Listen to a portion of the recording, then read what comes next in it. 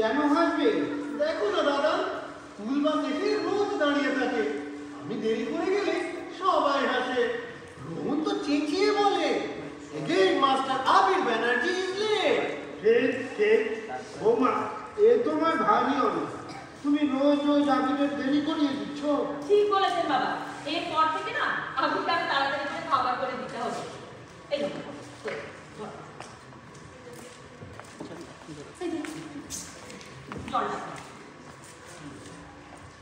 শোনো আমি তোমার ম্যাথ কপির পেছনে কিন্তু ইভিএস এর প্রচুর চিত্র দেওয়া আছে। ঠিক আছে। ও বাবা কোথায়? বাবাকে আরো দেরি করবে। কোথায় যে গেল? কি হলো রঞ্জিনী, কি করছিস? আমার ক্ল্যাচার গুলো কিছুতেই খুঁজে পাচ্ছি না। তুমি জাস্ট চিন্তা করো, আজ আমার ঘুম থেকে উঠতে দেরি হয়নি।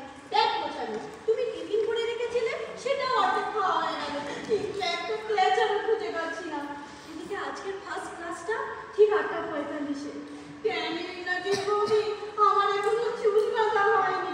সে কি 9:15 ক্লাস? এই দাঁড়া, তোর দাদাকে বলছে তোকে যেন ড্রপ করে দেয়। এই শুনছো, তুমি একটু আবিরকে বাসে তুলে দিয়ে রঞ্জিনীকে একটু ইউনিভার্সিটি থেকে ড্রপ করে দিও প্লিজ। আরে আজ আমার দেরি হয়ে গেছে, আর তুমি আজই। বৌদি প্লিজ দাদাকে বলো না আমাকে বড় রাস্তার বাস স্টপে ছেড়ে দিতে। সে কি, কেন? না মানে ইয়ে তো বুঝতেই তো পারছো। ও বুঝেছি, ফার্স্ট ক্লাস না ছাই, someone is waiting for you at বড় রাস্তা। কি তাই তো? বৌদি আরে আজ আমার মিটিং ঠিক 9:15-তে, এখন কি করে হবে বলো তো? আচ্ছা, তুমি রঞ্জুকে বড় রাস্তা অব্দি নামিয়ে দাও, ওটা তো তোমার যাবার পথেই হবে। কি এবার কোনো প্রবলেম নেই তো? আরে না না, আসলে অফিসে মিটিং বলেই বললাম। জানো তো, অফিসে একটা কথা প্রচলিত আছে, রঞ্জন ব্যানার্জি কখনো মিটিং এ লেট করে না। বৌদি কি হলো আবার? আমার ক্ল্যাচার। আচ্ছা তুই বড় না যেটা পড়ে যা, আমি তো ওগুলো খুঁজে রাখ। মাম্মা, তুমি তো এখন আমার জুতোর ফিতেই বেঁধে দিলে না। বাঁধছি তো বাবা, এত বড় ছেলে হয়েছিস এখনো নিজের জুতোর ফিতেটা নিজে বাঁধতে পারিস না। এই যে শোনো, স্কুলে গিয়ে কিন্তু একদম দৌড়াদৌড়ি করবে না। রোজ রোজ কিন্তু জুতোর ফিতে খুলে বাড়ি ঢুকছো। যেদিন পায়ে ফিতে চড়িয়ে মুখ থুবড়ে তুমি পড়বে না, সেদিন বুঝতে পারবে। ঠিক আছে মাম্মা। বৌমা, আজ কিন্তু 4 তারিখ। আজ হ্যাঁ বাবা, মনে আছে তো, আজ আপনার পেনশন তুলতে যাবার দিন। তুমি তো কিছুই বলো না। বলছিলাম হাত খালি হলে আমার কিছু একটু খেতে দিও। যেতে দেরি হলে আবার ঠিকটাও দুটো বেড়ে যাবে। দুধ তো গরম হয়ে গেছে বাবা, শুধু কমপ্লেক্সটা ভেজান। আপনি চট করে তৈরি হয়ে নিন তো। আর হ্যাঁ বাবা, ওই টিফিনের আগের ওষুধটা কিন্তু খেয়ে নেবেন। ঠিক আছে ঠিক আছে।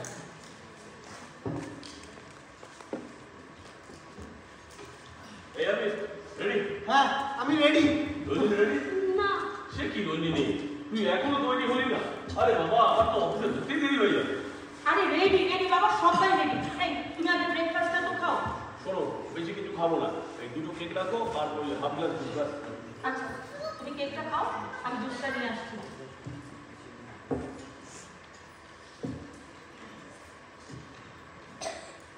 বাবার কি আজকে ব্যাংকে নাকি? হ্যাঁ, এই এক লাইন নেবার ঝামেলা। আর ভালো লাগে না বুঝলি। তোমাকে কতবার বলেছি পেনশন অ্যাকাউন্টের একটা এটিএম করিয়ে দাও, তাহলে তো রোজ রোজ আর ওই ব্যাংকের লাইনে দাঁড়ানোর ব্যাপারটা থাকে না। ঠিকই বলেছিস বুঝলি। তবে তুই একদিন আমার সাথে ব্যাংকে যাস তো। কোথায় কি সব ওই ফর্মে সই সবুজ করতে হয়, গিয়ে একটু করে দিয়ে আসিস তো। তবে কি জানিস, ওই একটা দিনে কত পুরনো লোকজন, বন্ধু বান্ধব সবার সাথে দেখা হয়। এই তো গত মাসেই তো মৃণালের ছেলের সাথে দেখা। আমি তো চিনতেই পারিনি। হঠাৎ পায়ে হাত দিয়ে প্রণাম করে বলছে, রমিন কাকু কেমন আছে? বাবা কিন্তু প্রায় রোজই আপনার কথা বলে। তুমি একটা কাজ করতে, তুমি ওই রোজ মর্নিং ওয়াক করো। মানে তোমার প্রায় সব বন্ধুরা একটু পার্কে মর্নিং ওয়াক করে, দেখবে রোজই কারণ না কারণ দেখা হয়ে যাচ্ছে। এই নিন বাবা আপনার কমপ্লেক্স, আরে তোমার জুস।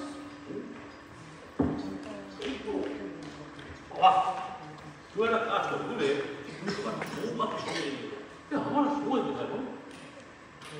ঠিকই তো, আমার মাস্টার্স ডিগ্রি করা মেয়েটাই তো রয়েছে। বৌমা, তুমি একদিন আমার সাথে একটু ব্যাংকে যেও তো মা। ঠিক আছে বাবা। আমি রেডি, একদম রেডি। আমি তো কখন থেকে রেডি। ওরে বাবা, আমিও রেডি। এই শোন, এদিকে আয়। এই নে, চাবিটা ধর। তোরা দুজনে মিলে গাড়িতে গিয়ে বস, আমি আসছি। চল আমি। বৌদি আসছি। ক্লাসটা মন দিয়ে করো। বৌদি চল চল চলো চলো চলো চলো। বাবা, আমি তাহলে আসছি। হ্যাঁ সাবধানে। হ্যাঁ এই ফোন করো। হ্যাঁ করবো। বৌমা, আমিও তাহলে সকাল সকাল বেরিয়ে পড়ি। দাঁড়ান বাবা, আমি আপনাকে একটা অটো ডেকে দিই। হ্যালো, হ্যাঁ আমি রঞ্জনদের বাড়ি থেকে বৌদি বলছিলাম। বলছি একটু চট করে অটোটা নিয়ে এসো তো, বাবা একটু ব্যাংকে যাবেন। হ্যাঁ হ্যাঁ, তাড়াতাড়ি এসো। তুমি আমার অটো ডাকতে গেলে কেন গো বৌমা? বাইরের লোকটা দেখেছেন, হেঁটে ব্যাংকে যান আর মাথাটা ঘুরুকান। আচ্ছা বাবা, ব্যাংকের বইটা নিয়েছেন তো? হ্যাঁ, আপডেট করে নেবেন মনে করে। সত্যি বৌমা, তোমার মা চলে যাওয়ার পর তুমি যদি দশভুজার মতো এই সংসারটাকে আগলে না রাখতে, তবে আমার এই সংসারটা একেবারে ভেসে যেত। মাত্র দুদিনের অসুখে উনি যখন আমাদের ছেড়ে চলে গেলেন। আহ বাবা, কেন বারবার মনে করেন এসব কথা? ওই ওই কোথায় অটো এসে গেল। দাঁড়ান বাবা, আমি আপনার ছাতাটা এনে দিই।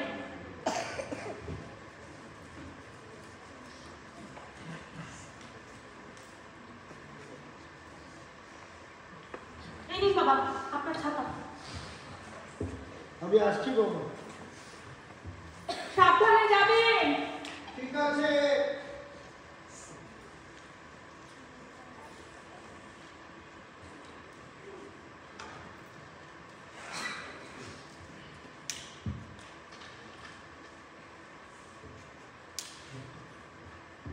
কই গো দিদি, কোথায় গেলে গো? আসছি আসছি, দাঁড়া।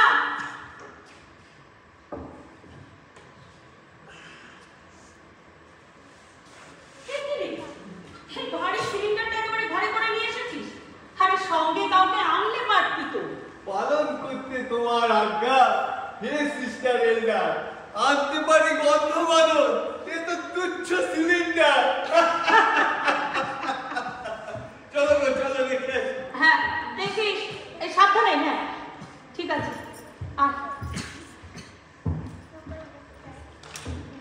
ওই যে ওইখানটা রাখ। হ্যাঁ আর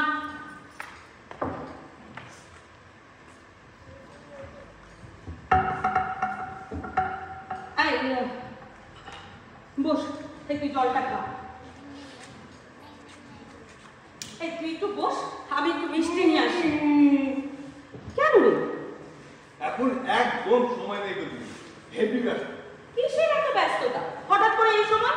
ও বাবা, রক্তদা বিষ্ণু বাবা অ্যাক্সিডেন্ট করেছে না, কাল 4 বোতল রক্ত লেগেছে। জোগাড় করে দিয়েছিলাম, মানে আমরাই দিয়েছি ক্লাব থেকে। আজ আবার 1 বোতল লাগবে। পাওয়া যায়নি? হ্যাঁ পেয়েছি, কিন্তু সেই পার্টিকে আনতে যেতে হবে, সেই সুবাসটা তো। তাই তাড়াহুড়ো করছি। ওদিকে পরশু আমাদের ক্লাবের প্রোগ্রামটা আছে না, ওই রক্ত পার্টিকে নামিয়ে দিয়ে ছুটতে হবে ডেকোরেটরসের কাছে। কিসের প্রোগ্রাম রে? ভুলে বেড়েছে। আরে পরশু আমাদের ক্লাবের প্রতিষ্ঠা দিবস। এবছর আমাদের ক্লাবের 50 বছর। তাই ঠিক করেছি একটা কালচারাল প্রোগ্রাম করবো, বুঝলে? ওদের কালচারাল প্রোগ্রাম তো ও আমার জানা আছে। ওই তো তারস্বরে 50টা বক্স বাজিয়ে সারা রাত ঘুরলো আর পাড়াপড়শি ঘুম শরীর সব করবা। গলত, একদম গলত। এবারে পরিষ্কার বলে দিচ্ছি, এটা ক্লাবের নয়, পাড়ার প্রোগ্রাম। নাচ, গান, আবৃত্তি, নাটক। আর সবশেষে ইচ্ছে আছে একটা পিওর লোকসঙ্গীতের অনুষ্ঠান। একটা দলের সঙ্গে কন্ট্যাক্ট করেছি, ওরা আসবে। তা হ্যাঁ রে, এই যে কাজে ফাঁকি দিয়ে রক্ত জোগাড়, কালচারাল প্রোগ্রাম, কি হবে এসব করে? এরপর তো তোর কাজটা পেয়ে যাবো। নো ফাঁকিব দিদি, সুভাষনগর পর্যন্ত সব সিলিন্ডার গাড়িতে লোড করে বেরিয়ে পড়েছি। কাজও হলো আর একজনের প্রাণও বাঁচলো। আর এসব তো তোমার থেকে শেখাবো দিদি।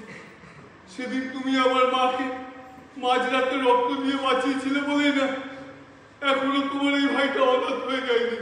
ছাড় তো, তোর যত পাকা পাকা কথা। এই একটা কথা বলতো, কি গো দিদি? এই যে কালচারাল প্রোগ্রাম করবি বলছিস, তাই নাচ গান আবৃত্তি এসব ঠিকঠাক জোগাড় করতে পারবি? না মানে কখনো করিসনি তো, তাই বলছি আর কি। দেখো, ইউ আর মাই সুইট দিদি, তোমাকে লুকোনোর কিছু নেই। তবে ভয় যে করছে না তা না। তবে ভয় পেয়ে হবে কি বলো? বাইরের কিছু আর্টিস্ট আর পাড়ার কটা বাচ্চাকে পারফর্ম করতে বলেছি, কিন্তু মেইন অ্যাট্রাকশন হলো ওই লোকগানের দলটা। ওরা যদি একবার ধেড়ায় না, একটাও মার মাটিতে পড়বে না, বুঝলে? জানিস কিশোর, আমাদের গ্রামের বাড়ির ওখানে সারা বছর নানান অনুষ্ঠান লেগে থাকতো, আর যে কোনো অনুষ্ঠানের মূল আকর্ষণ ছিল বাউল গান। আসলে আমাদের ওইদিকে লোকগীতির চর্চাটা খুব বেশি কিনা। আরে ওই যে রে, ওই গানটা তোর মনে পড়ছে না। একটা গান আচ্ছা, তুই বস, আমি টাকাটা নিয়ে আসছি।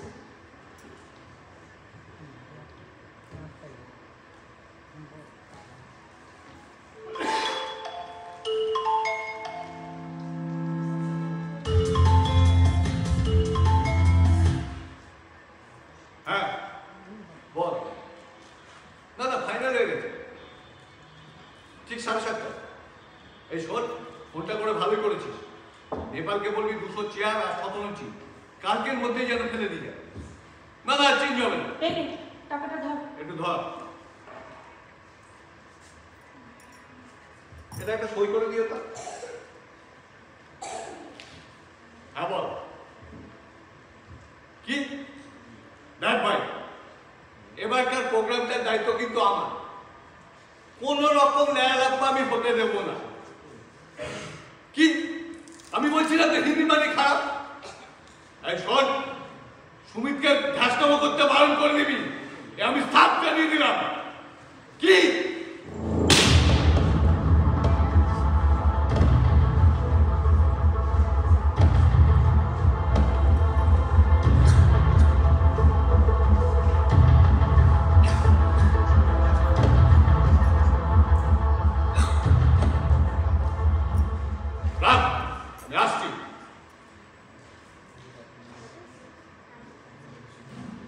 তোকে দিবি স্লিপটা দাও।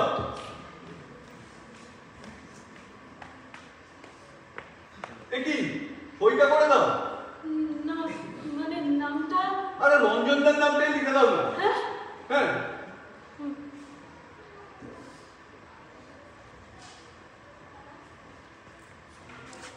আমি আসি তো।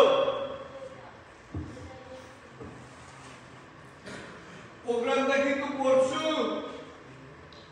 এসো কিন্তু ঠিক 7:30টায়।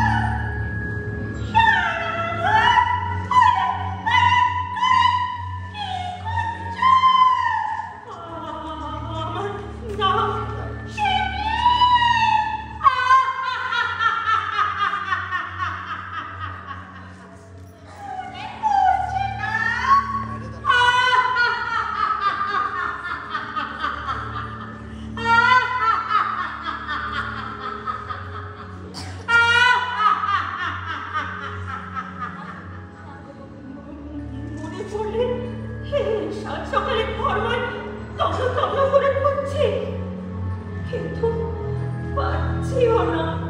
কি খুঁজছো?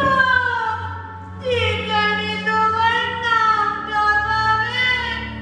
যা হোক কিছু একটা সার্টিফিকেট কিংবা কিছু একটা যাতে আমার নামটা লেখা আছে।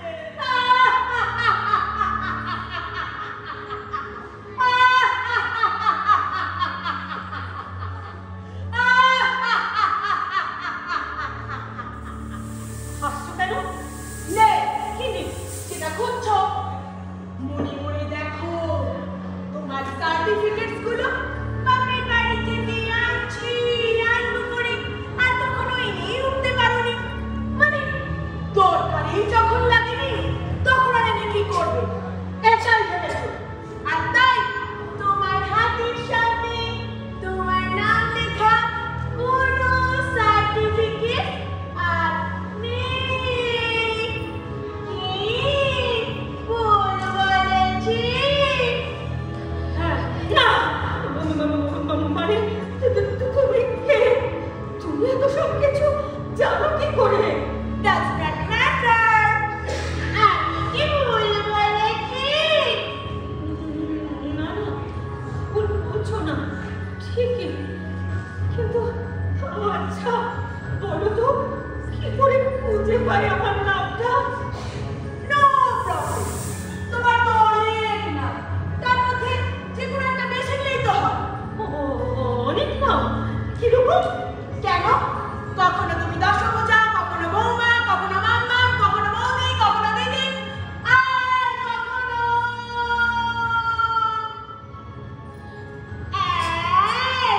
শুনছো? দেখো এসব আমার মোটেও ভালো লাগছে না। যদি জানো খালি বলো না আমার নামটা।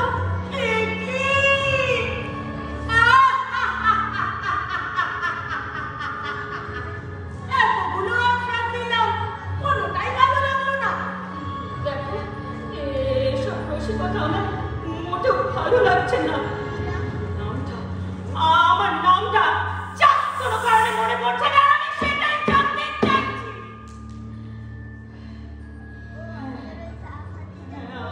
আমি বুঝতে পারছি ব্যাপারটা মোটেও স্বাভাবিক না।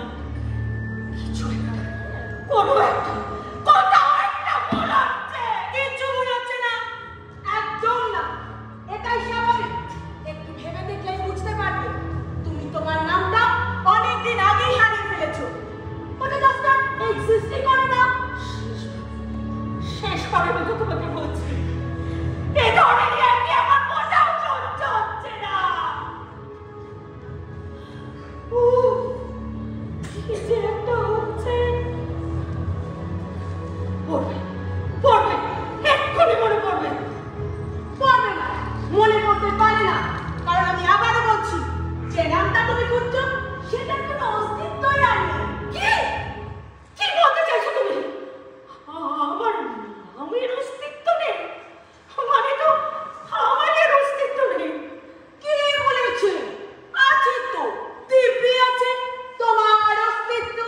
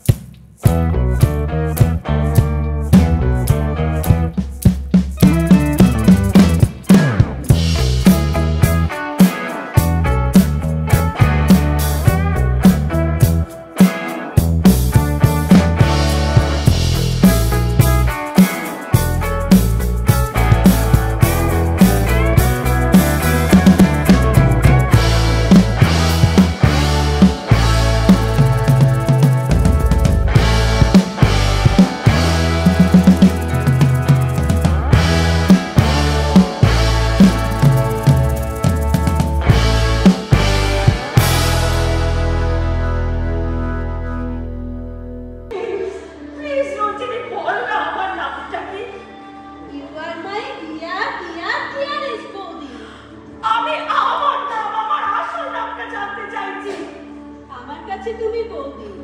সবাই বলে বৌদি নাকি মায়ের মতো। বৌদি, তুমি আমার কাছে মায়ের চেয়েও বড়। আর মাকে কি নামের বাঁধনে বেঁধে রাখা যায় বৌদি?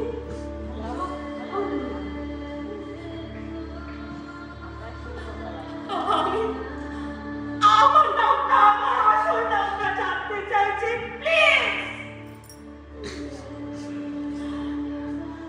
রঞ্জন, রঞ্জন। What's wrong?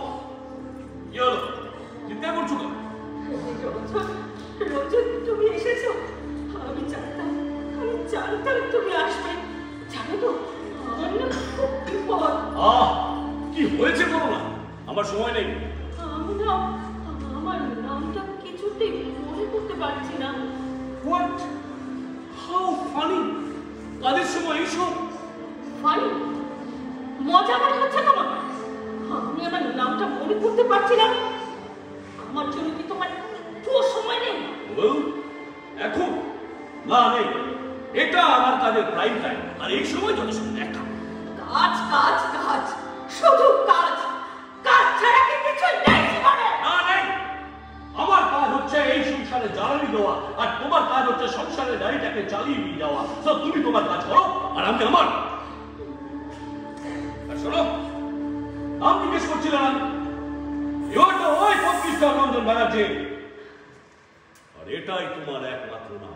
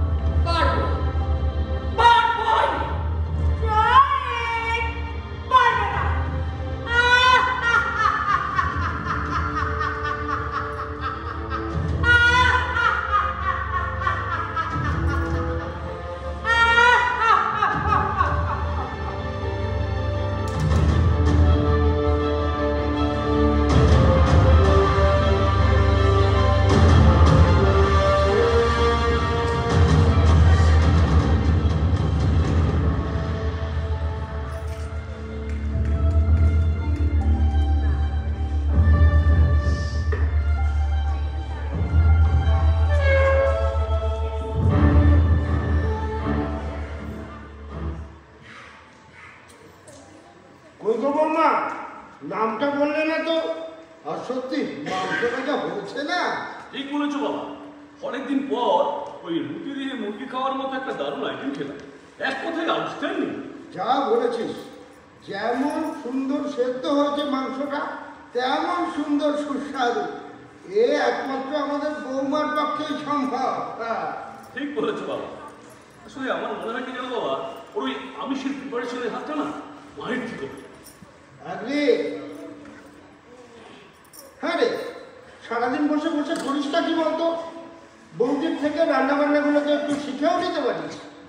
আজ বাদে কাল কোথায় গিয়ে পড়বি, তার কি কোনো ঠিক আছে? বাবা, তুমি কি এখন পার্টিকুলার এই সাবজেক্টটা নিয়ে বলে যাবে? না, মানে তাহলে আমি শুনতে চলে যাই। দেখো, তুমি আমার প্রশ্নটাকে এড়িয়ে যেতেই পারো, কিন্তু অস্বীকার করতে পারো না। যাকে কখন থেকে বৌমাকে এই পত্রের নাম জিজ্ঞেস করছি, তা সে গেল কোথায়? বৌমা, বৌমা। চিকেন রেশমি। কি? চিকেন রেশমি। এই তুই জানি কি করে? তুই আমাকে কি ভাবিস বলতো দাদা? আমি কিছুই পারি না, কিছুই জানি না। এই এক মিনিট রান্নাটা কি তুই করেছিস নাকি? অলমোস্ট। অলমোস্ট। শুনি। আরে এই প্রিপারেশনটা বোর্ডে পেপার না কোথায় পড়েছিল, পূর্ব করে করা হয়ে ওঠেনি। তো আজকে সন্ধ্যাবেলায় বন্ধুকে ফোন করে যখন বললি আজ স্পেশাল কিছু রান্না করতে, বৌদি আমাকে বলল, রঞ্জিনী জানিস অনেকদিন আগে কাগজে চিকেনের একটা প্রিপারেশন দেখেছিলাম, রেসিপিটা মনে নেই, মনে আছে শুধু নামটা। আমি বললাম নামটাই বলো, ব্যাস ম্যাজিক হয়ে গেল। ইন্টারনেট গুগলে গিয়ে নামটা টাইপ করতে রেসিপিটা বেরিয়ে পড়লো, ব্যাস। আর সেটা খেয়েই এখনো তুই হাতের গন্ধটা শুনছিস। তাহলে বল ক্রেডিটটা কার? বাবা, রঞ্জিনী আমাদের খুন্তি নাড়তে না পারো, আঙুলের মোবাইলটা কিন্তু বেশ ভালোই চালায়। কেক দাদা।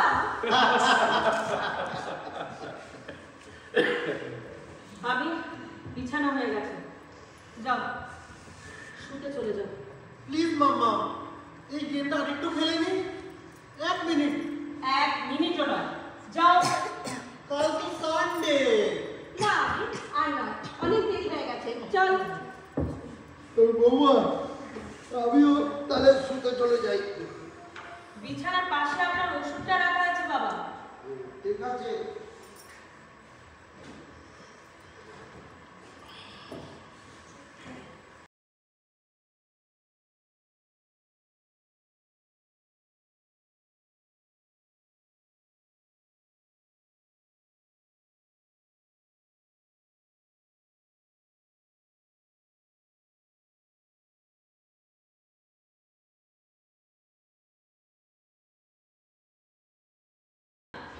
কিছু হয়নি তো? ঠিক আছে। Well, thank you. Thank you. কেন? না মানে হঠাৎ ফোন করে তোমাকে স্পেশাল কিছু করতে বললাম আর তুমি অমনি বানিয়ে ফেলে। কি বানিয়েছিলে জিনিসটা? ভেবেছিলাম জানো, ভেবেছিলাম যে অফিস থেকে ফেরার পথে খাবারটা নিয়ে বাড়িতে ঢুকবো, বাট বেরোতে এত দেরি হয়ে গেল যে দেখ, নেক্সট উইকে আমরা ডেফিনেটলি একটি বাইরে ডিনার। কি ব্যাপার, আরোটা জিজ্ঞেস করলেন আপনি? বলবে নিশ্চয়ই।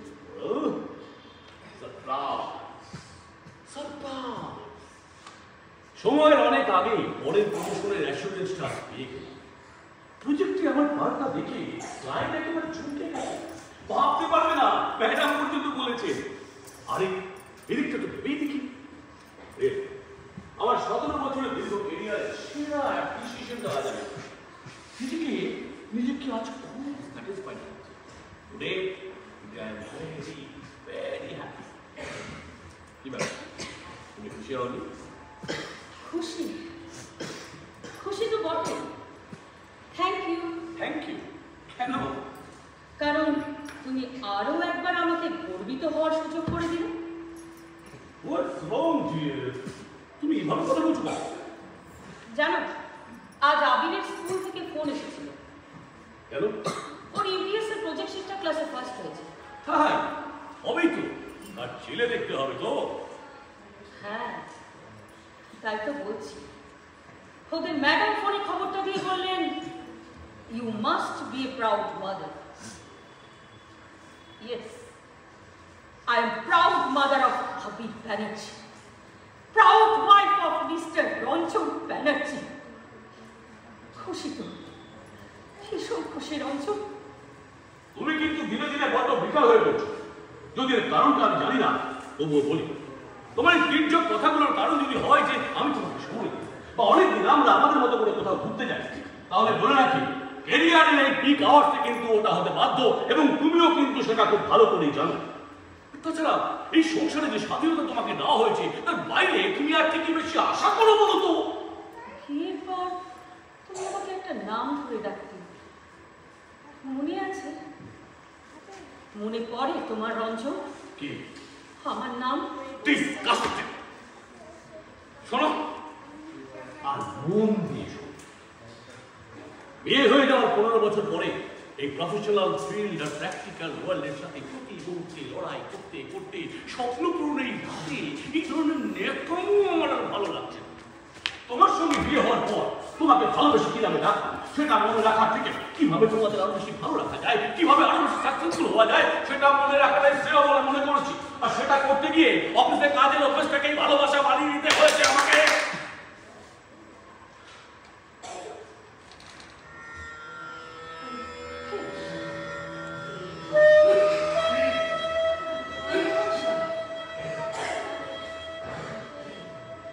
রঞ্জন জানো, সকালে যখন তুমি বিছানায় ঘুমিয়ে কাঁদা থাকো হাবিবকে ঘুম থেকে তুলতে যাবার আগে, আমি এখনো কয়েক লম্বা তোমার দিকে চেয়ে থাকি। তুমি অফিস চলে যাবার পর স্নানের সময় তোমার ভিজে টাওয়ালটাই আমি ইউজ করি। দুপুরে তোমার লাঞ্চ হয়েছে কিনা জানতে তোমাকে ফোন করি, তার কারণ আমার খাওয়ার সময়টা এখনো তোমার উত্তরের উপর নির্ভরশীল। তুমি জানো না, সেদিন থেকে তুমি চায়ের চিনিটা ছেড়ে দিলে সেদিন থেকে আমার চায়ের স্বাদটাও কম।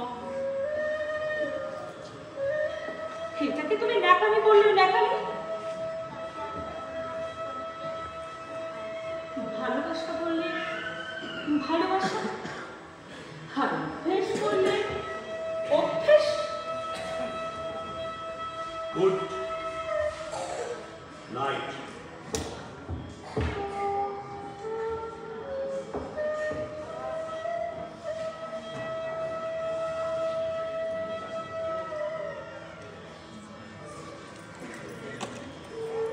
বলেছিলাম না পারবে না, কিছুতেই পারবে না।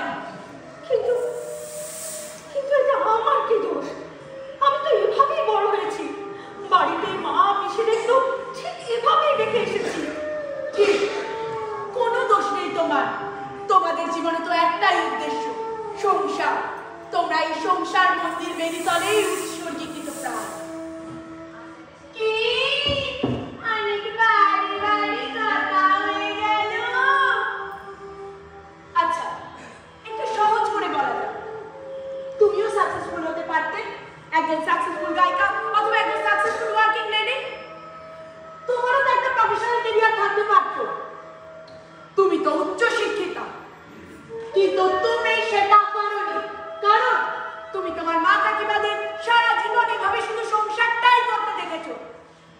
ঠিক যেভাবে বাড়ির পরবর্তী প্রজন্ম তোমায় দেখে শিখছে, গড়ে উঠছে আরো একটা নতুন প্রজন্ম, শিক্ষিতা ও গৃহকর্মে নিপুণারা। না না, হতে পারে না, এ অসম্ভব। হবে, হতে বাধ্য। এটাই সিস্টেম, এটাই হবে। আদি অনন্ত কাল ধরে প্রথা ফলক ধারার মতো বহমান। এই প্রথা বহন করছো তোমরা, শিক্ষিতা ও গৃহকর্মে নিপুণারা। মানি না, মানি না এই প্রথা, মানি না এই সিস্টেম। মানতে তোমাকে হবে, মানতে তুমি বাধ্য। কিন্তু কি, তোমাকে আমি কিছুতেই কেন চিনতে পারছি না? জলে ছায়া ঘুচে না, কবে যেন ছিল পরিচয়। পুরনো পাড়ায় ঘোরে কিছু মেঘ, জাতিস্বর হয়।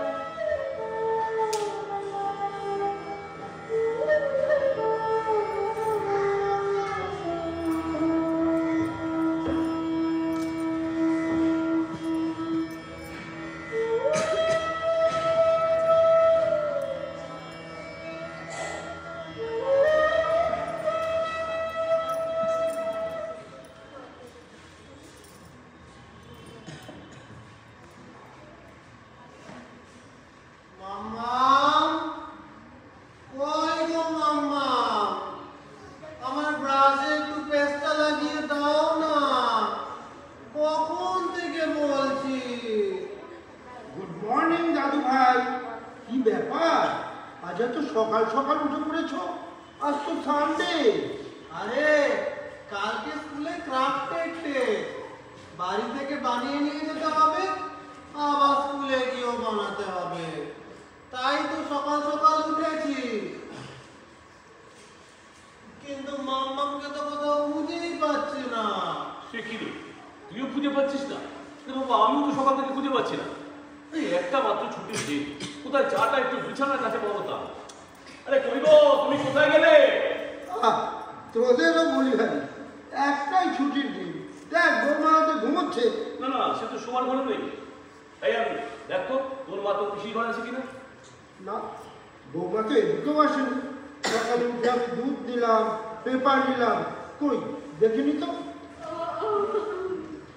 কি হয়েছে রে দাদা? এই বৌদি কি তোর ঘরে? কই না তো। সে কি রে, তুই গেল বলতু। আরে কই গো, তুমি কোথায় গেলে? বৌমা, বৌমা। আমি ঠাকুরঘরটা দেখে আসি। আরে সূর্য, কোথায় তুমি? আমি এখানে।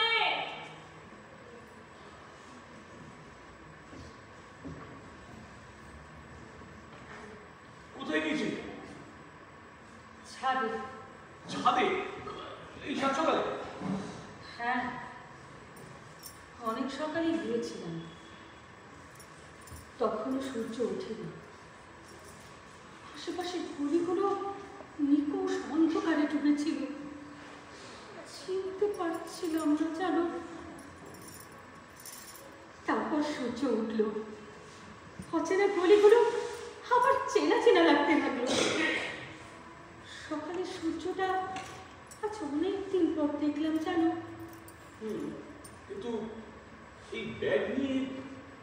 হ্যাঁ, অপেক্ষা করছিলাম তোমাদের ঘুম ভাঙা। বাবা, আমি বাড়ি যাচ্ছি। বাড়ি যাবে? কেন, কারো কিছু হলো নাকি? না না, তেমন কিছু না। তাহলে বলা নেই, কওয়া নেই।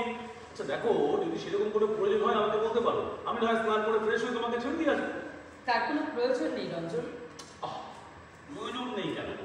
আচ্ছা দেখো, এর কারণটা যদি হয় যে কাল রাতে ঝগড়াটা, তাহলে মাম্মা, তুমি কোথায় গেছিলে? আমি কখন থেকে তোমাকে খুঁজছি। কেন? কাল স্কুলে ক্রাফটটা দেখাতে হবে না? চলো চলো বলছি। শোনো আগে, আজ তোমাকে কতগুলো কথা বলি। হয়তো এই কথাগুলোর অর্থ তুমি এখনই বুঝতে পারবে না, কিন্তু তবুও কথাগুলো তোমাকে বলা দরকার। ইন্ডিপেন্ডেন্ট হতে শেখো আগে। কাল তোমার স্কুলে ক্রাফটের টেস্ট আছে তো, তোমার মনে যা আসে, যেভাবে আসে ঠিক সেভাবে কাজটা করো। অন্যের ওপর নির্ভর করে কোনো ক্রিয়েটিভ কাজ হয় না। অন্তত শিল্প তো নয় যে কোনো কারণ দেখে পথে চলে তুমি খুব বড়জোর আমার মতো একজন শিক্ষিত মানুষ হতে পারবে। এর বেশি কিছু কিন্তু নয়। enough. Enough is enough. হচ্ছেটা কি? না, কি বলতে চাইছো কি তুমি? তুমি কি বলতে চাইছো যে আমি হোমওয়ার্ক, এই সংসারের সমস্ত কাজ তোমার ইন্ডিপেন্ডেন্ট হওয়ার দিচ্ছে কথা বলে দিয়েছে, তোমাকে চার দেয়ালের মধ্যে বেঁধে রেখেছে, বাইরে জগৎ থেকে বিচ্ছিন্ন করে দিয়েছে? Thank you. থ্যাংক ইউ মানে? থ্যাংক ইউ, কারণ আমার কথাগুলো নিজের মুখে বলে দেওয়ার জন্য। এ তুমি কি বলছো বৌমা? এই সংসারের জন্য তুমি পরাধীন? তুমি এভাবে ভাবছো কেন মা?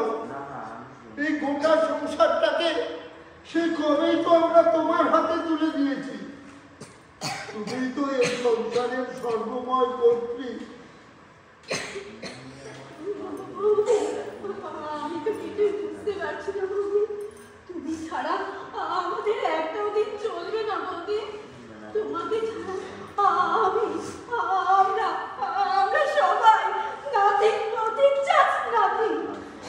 সংসারটা, গোটা বাড়িটা একেবারে অচল হয়ে পড়বে বৌদি, একেবারে অচল হয়ে পড়বে, একেবারে অচল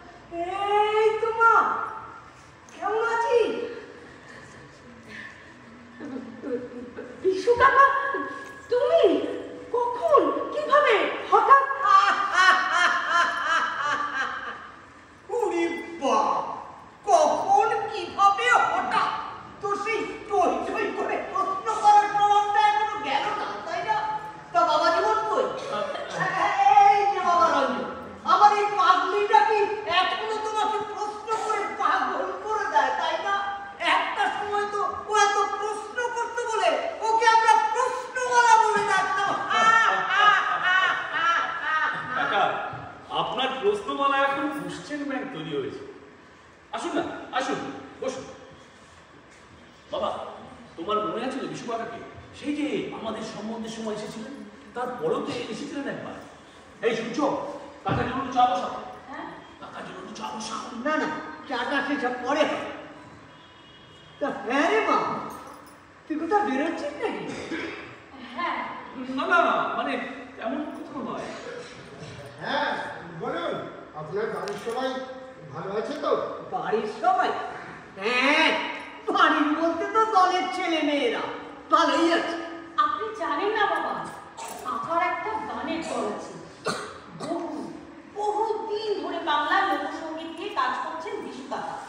কিন্তু লেখা তো কিছু করলেন না, ওই গানের দলটাই কাকার সংসার। হ্যাঁ, ওই ঘরের খেয়ে বোনের মোট তারানো আর কি।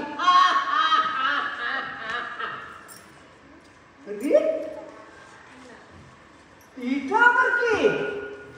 কিছু বিরাট হিম্যান এখানে দাঁড়িয়ে আছে। একেবারে নন্দিনীর ছোটবেলার মুখটা বসানো। তা কি নাম তোমার?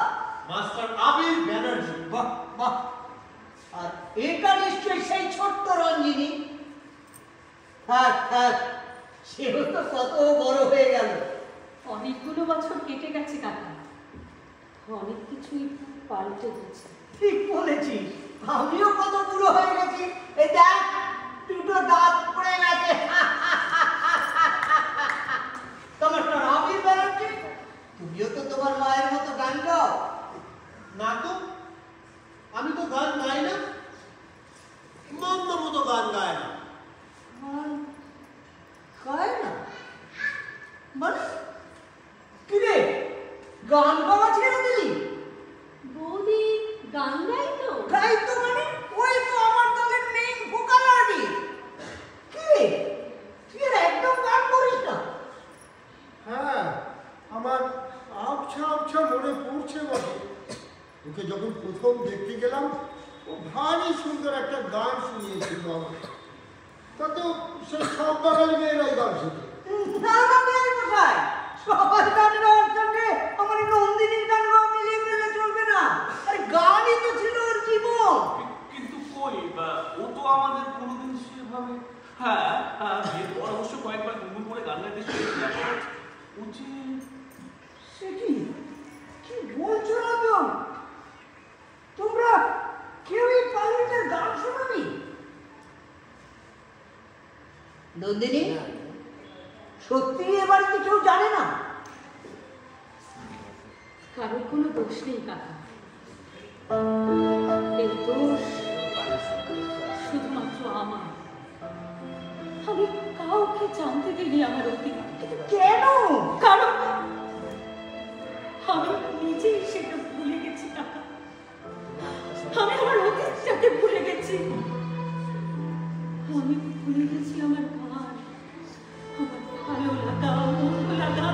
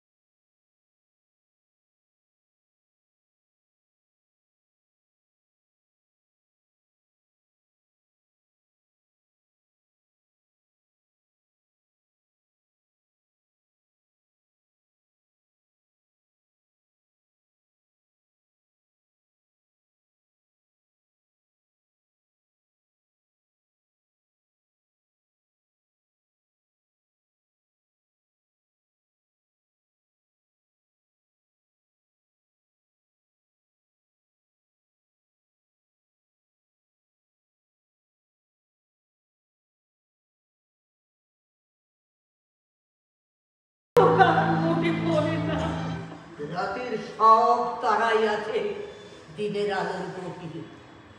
ওঠ নন্দিনী, চোখ মোচ, আর অনেকটা পথ হাঁটতে হবে তোকে।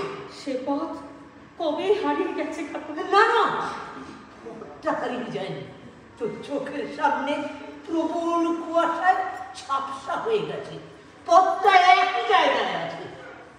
নিজেকে আবার খুঁজে পেতে চেষ্টা কর করবে।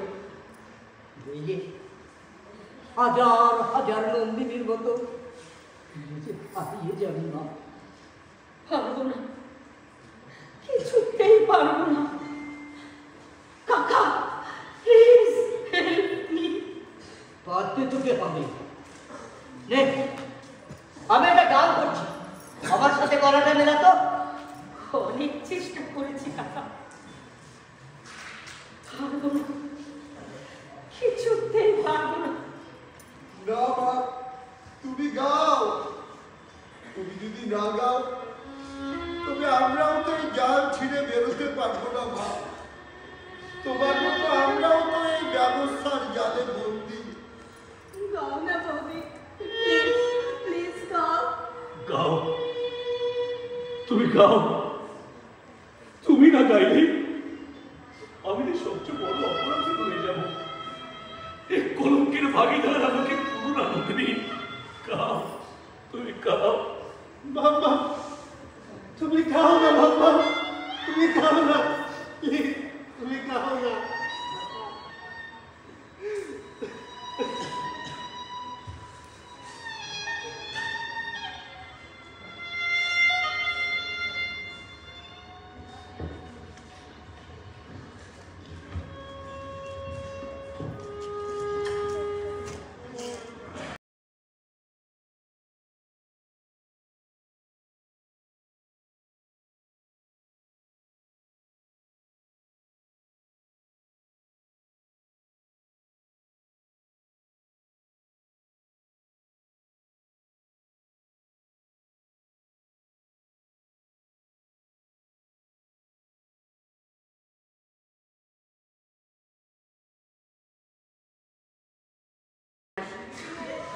আজকে এই সাংস্কৃতিক সন্ধ্যের শেষ অনুষ্ঠান লোকগান পরিবেশনা শ্রীমতী নন্দিনী ব্যানার্জি এবং শিকড় সঙ্গীত সম্প্রদায়।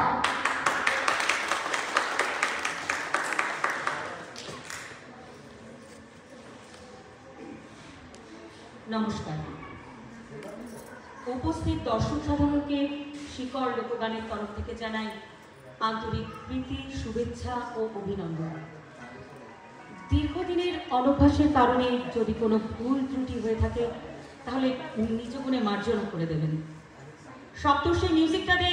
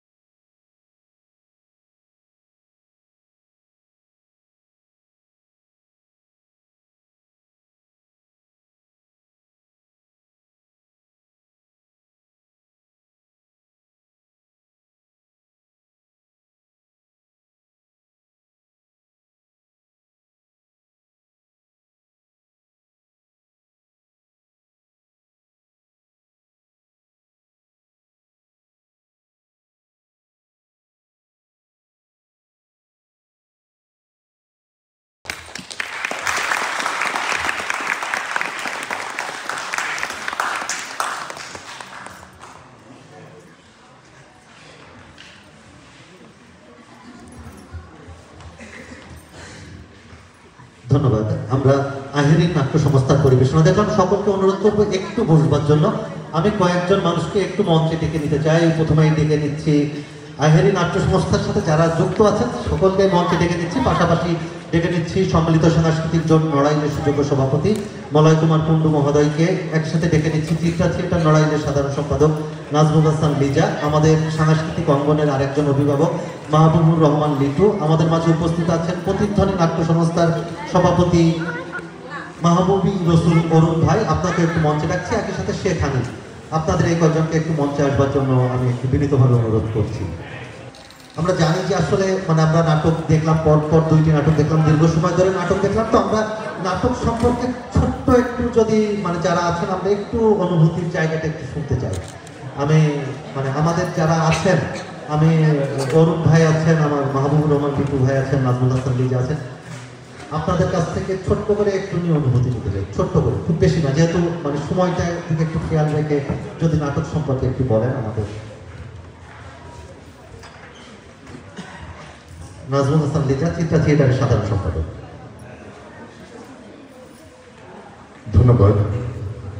ড্রামা সার্কেল নড়াইল আয়োজিত 4 দিনব্যাপী আজকের এই অনুষ্ঠানের সর্বশেষ আকর্ষণ ছিল পশ্চিমবাংলা ভারত থেকে আগত একটি নাটকের দল।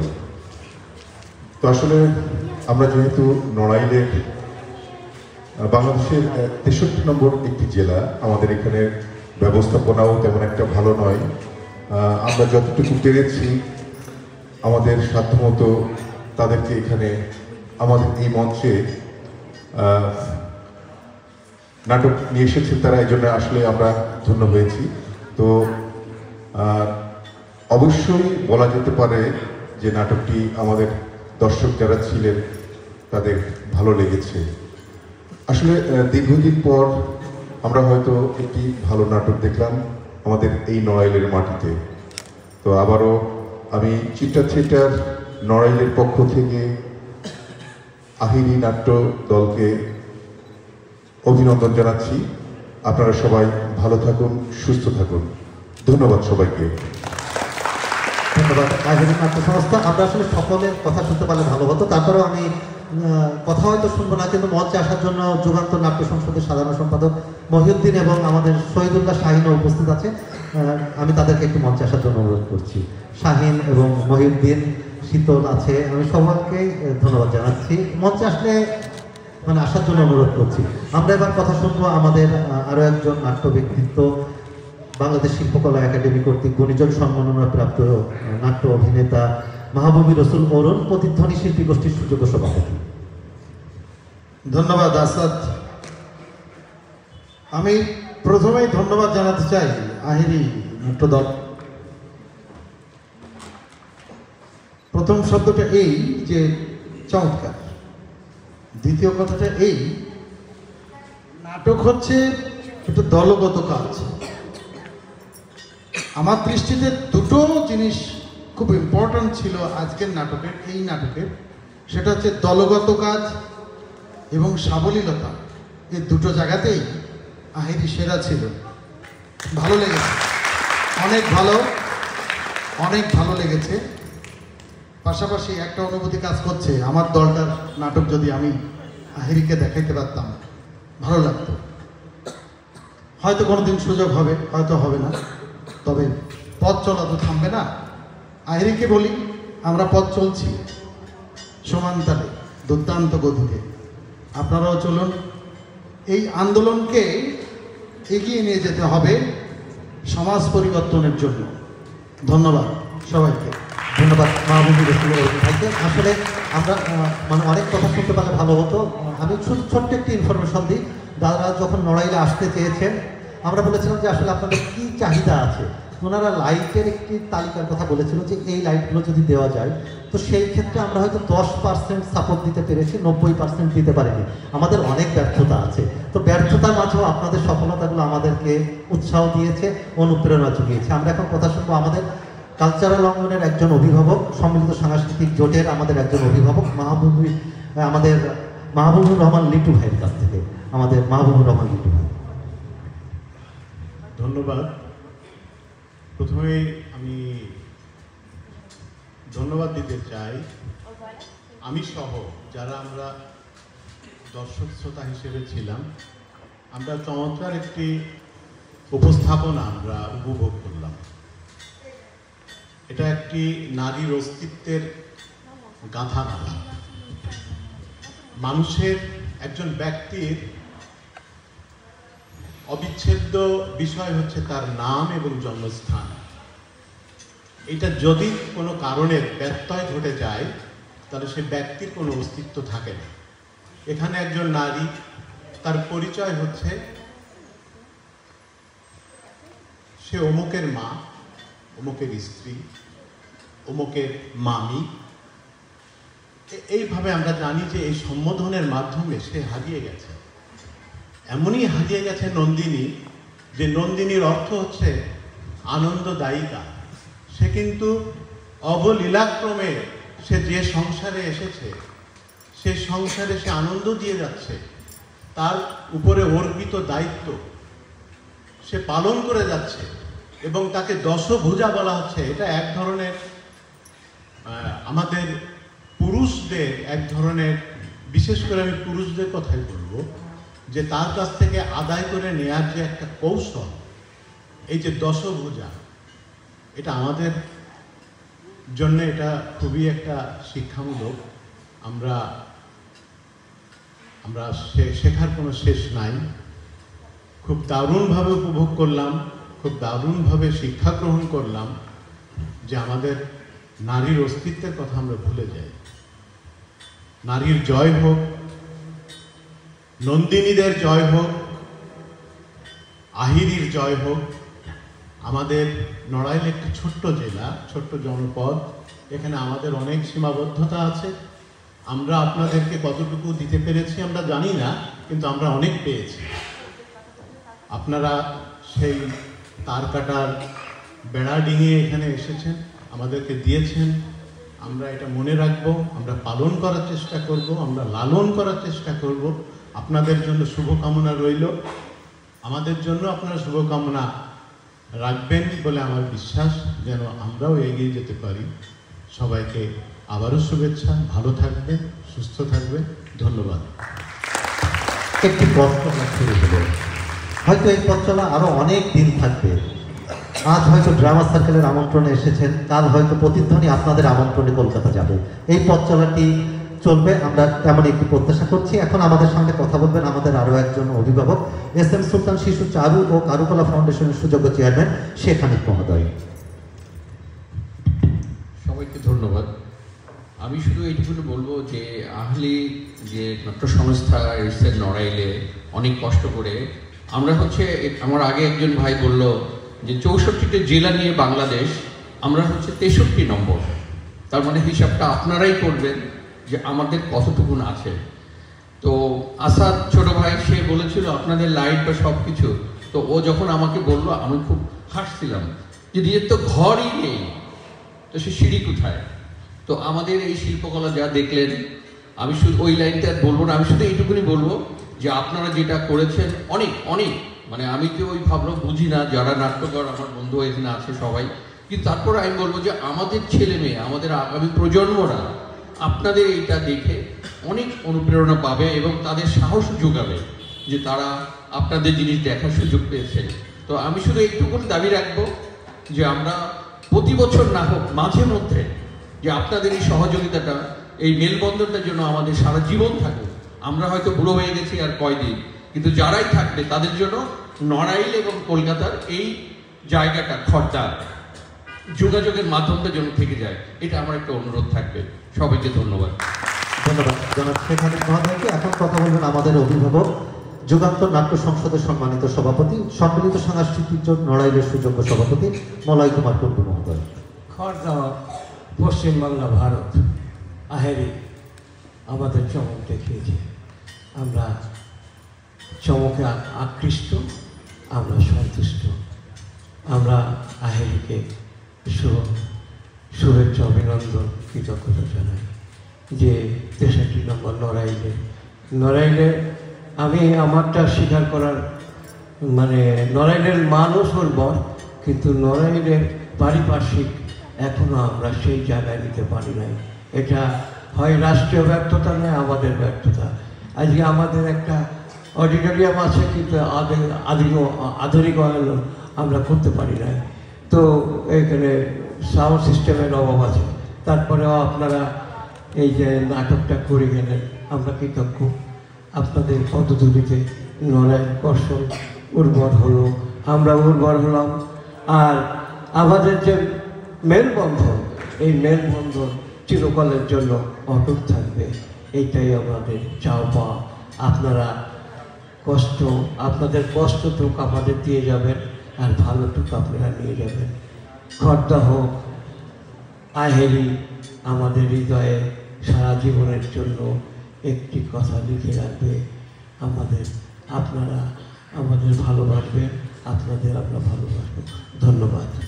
ধন্যবাদ দাদাকে। আমরা ছোট্ট একটু উপহার আপনাদের দিকে একটি শুভেচ্ছা স্মারক। তার আগে আহেরি নাট্য সংস্থার সম্মানিত পরিচালক অমিত চক্রবর্তী দাদাকে কিছু বলবার জন্য বিনীতভাবে অনুরোধ করছি।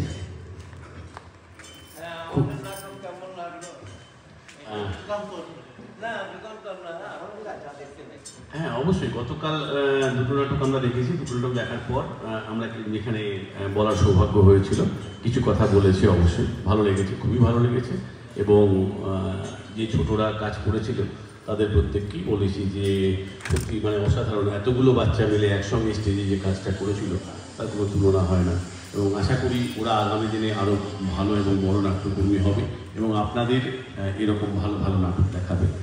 আর একটা কথাই শুধু বলার, বেশি বলে দীর্ঘায়িত করবো না। কালকে আমাদের চলে যাওয়ার দিন। এক সপ্তাহ প্রায় 9 দিনের ট্যুর আমাদের ছিল, এটা আগামী আজকেই শেষ হলো। আমাদের এটা 60তম মঞ্চায়ন ছিল শিকড় নাটকে। তো যাই হোক, আমরা সত্যি খুব ভালো, মানে কি বলবো, এত সুন্দর আতিথেয়তা থেকে শুরু করে সমস্ত কিছু আপনাদের ভালোবাসা যেভাবে পেয়েছি, এটা আমাদের আজন্ম, মানে কি বলবো, আমৃত্যু এটা থেকে যাবে। যে এই ভালোবাসা, যে ভালোবাসাটা পেয়েছি। আর বন্ধন, সত্যি কথা বলতে কি, বন্ধন অটুট রাখাতে আমরা খুবই বিশ্বাসী। আমরা আহেরি সবসময় মানুষের সাথে, রুটের সাথে, শিকড়ের সাথে সম্পর্কটা রাখি। তো আমাদেরও পূর্বপুরুষদের শিকড় এখানেই রয়েছে। যদি অন্যভাবে চিন্তা করি, তো সেই শিকড়ের সাথে যোগাযোগের যে মানে আহ্বানটা পেলাম, আমরাও সবসময় চেষ্টা করব আপনাদের সঙ্গে সেই যোগাযোগ রাখতে।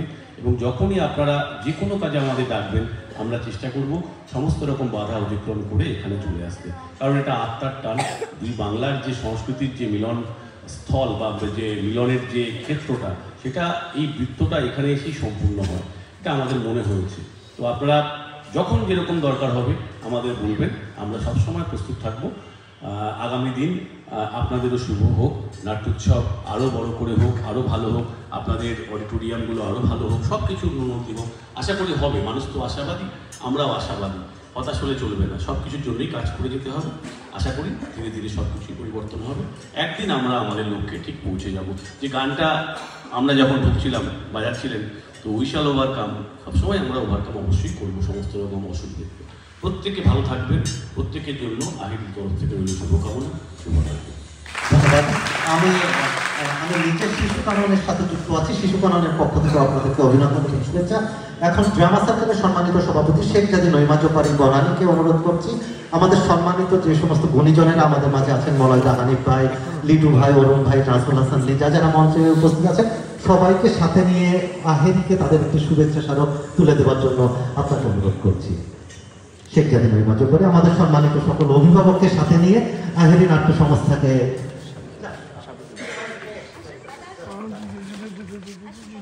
সবাই মিলে আহেরি নাট্য সংস্থাকে একটি শুভেচ্ছা স্মারক, একটি ক্রেস্ট তুলে দিচ্ছেন।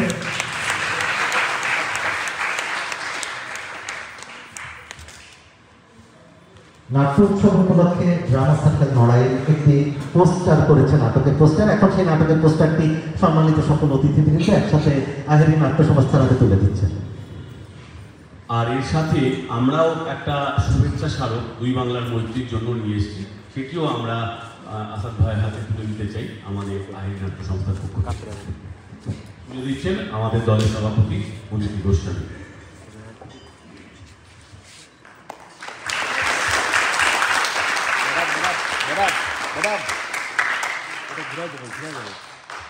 ঘুরাই ধরে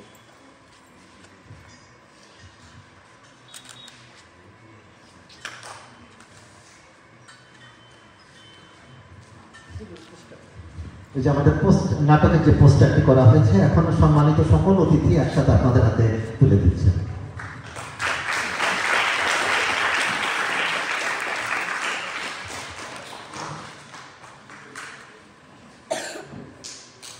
আমাদের ভূত ভ্রান্তি থাকতে পারে, আপনারা ভূত ভ্রান্তিটি ক্ষমাসুন্দর দৃষ্টি নিয়ে দেখবেন। আপনারা ভালো থাকবেন। আমাদের দ্বিতীয় দিনের আয়োজন আমরা এখানে শেষ করছি, আমাদের তৃতীয় দিনের আয়োজন এখানে শেষ করছি। আগামীকালকের আয়োজনে থাকবে